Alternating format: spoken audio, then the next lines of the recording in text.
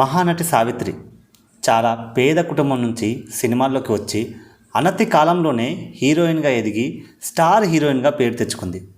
ఎంత వేగంగా ఎదిగిందో అంతే వేగంగా పడిపోయింది. ఆమె జీవితమే విషాదాంతంగా ముగిసింది.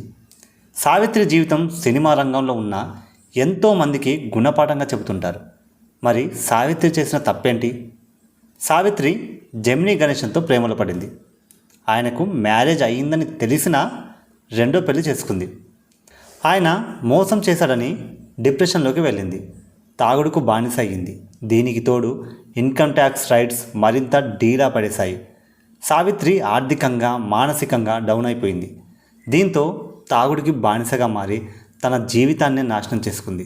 అయితే ఇది మాత్రమే కాదు, సావిత్రి కెరీర్ రాంగ్ రూట్లో వెళ్ళడానికి, ఆమె డౌన్ కావడానికి, ఆర్థికంగా మానసికంగా మరింత డౌన్ కావడానికి మరో కారణం ఉంది.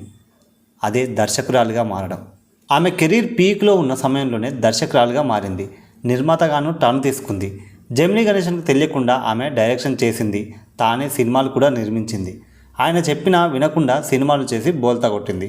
ఈ క్రమంలో ఇద్దరి మధ్య గొడవ మరింతగా పెరిగింది. నటిగా స్టార్గా వెలిగిన ఆమె దర్శకురాలిగా నిర్మాతగా బాధలు పడడం ఏ ఆర్టిస్టుకైనా చాలా ఇబ్బందికరమైన విషయం.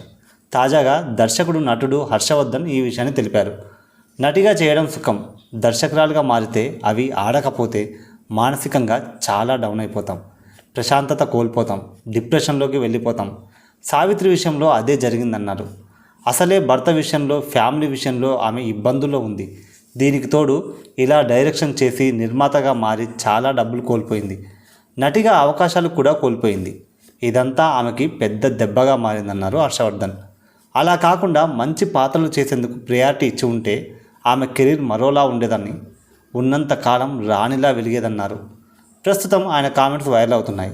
సావిత్రి 3 దశాబ్దాల పాటుగా నటిగా ఉంది. 200 పైగా సినిమాలు చేసింది.